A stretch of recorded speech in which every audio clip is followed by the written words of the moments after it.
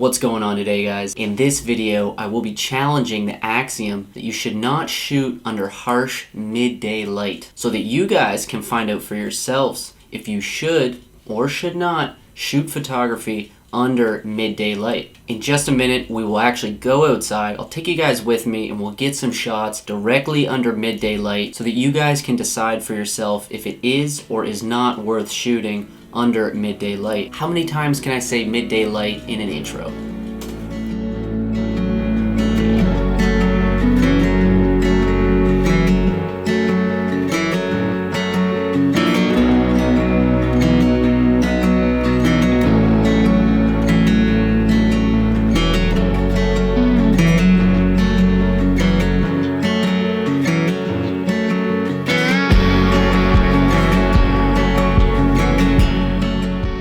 So before we go out in just 1 second, I want to preface this discussion with the question of who said that you should not shoot photography under midday light? Was it the photography gods that wrote this on a slate and put it up at the top of a mountain? Who was the first one to say that you should not shoot photography under midday light? And why is it so widely accepted? My prediction is that this axiom started back in the days where photography was shot on film or on glass, and the harsh light was just too much for the cameras to handle. Luckily today, most modern DSLRs have much better dynamic range. Also, if you're an advanced or intermediate photographer, then exposure bracketing and handling highlights should be second nature to you already. So I really don't think that in today's modern age with DSLR digital photography that you should not shoot under midday light. I think highlights can easily be handled with today's modern DSLRs.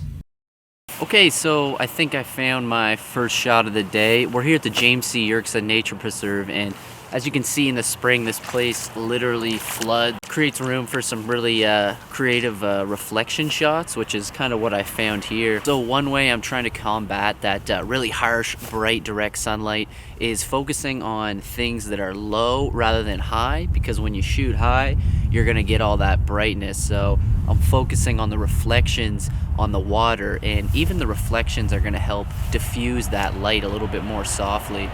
That's kind of the trick I'm using here to get rid of that really harsh highlight. I chose to go with the vertical because I really liked how long the tree is, and I really wanted to show off that kind of elongated shape. So I really like the vertical. I think it kind of leads the viewer's eye in here, and you can't really see it well on this video. You'll be able to see it on the final video, but because of these trees right here that are casting these shadows, I also really liked how they came in on this image, and I don't think you can see it, but there's a shadow there, there's a shadow there, and there's a shadow there. And anyways, the play of light and shadow from this side lighting here into the scene helps kind of create a new dynamic set of light almost. So I'm curious to see how that's going to look like in the final image, but that's kind of what I really liked about this scene, is just these play of shadows along with the elongated body here. I think the vertical is going to work really well. I also played with a horizontal frame as well, which I'll show you. The horizontal showed off the reflections in the color here a lot better and was much less focused on the body of the tree itself. So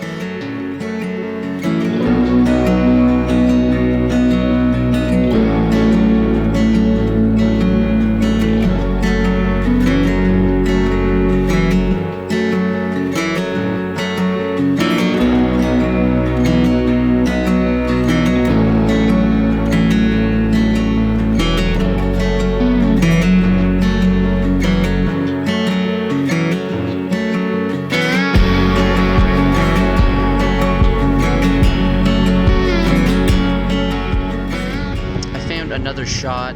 It involves the water and reflections again, but I mean the whole preserve is flooded right now, so I really don't have a choice. But I wanted to get a wider shot, more of a bigger landscape shot, and try to include some of the sky, just to prove that you can still shoot and include some of that sky in that harsh light. And to be honest with you, I think it turned out pretty fine. I took a darker shot for the sky and a brighter one for the foreground or most of the image. But I'll show you the image, and I don't think it's anything too special, but I just really like this big strong foreground element having the tree, and then I think the story in the image is really nice having everything flooded. But yeah, I think the image all in all is pretty good. I really like the play of water, and yeah, I think all in all it was a pretty decent image.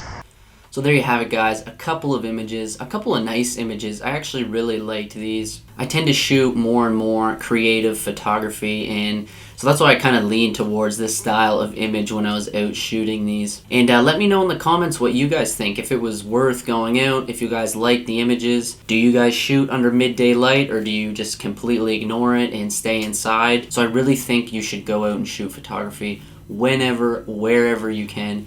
Doesn't matter what conditions that you're under. You can't control the weather, so you should just always go out whenever you can. Thank you guys so much for tuning into the video. I hope you guys learned something today.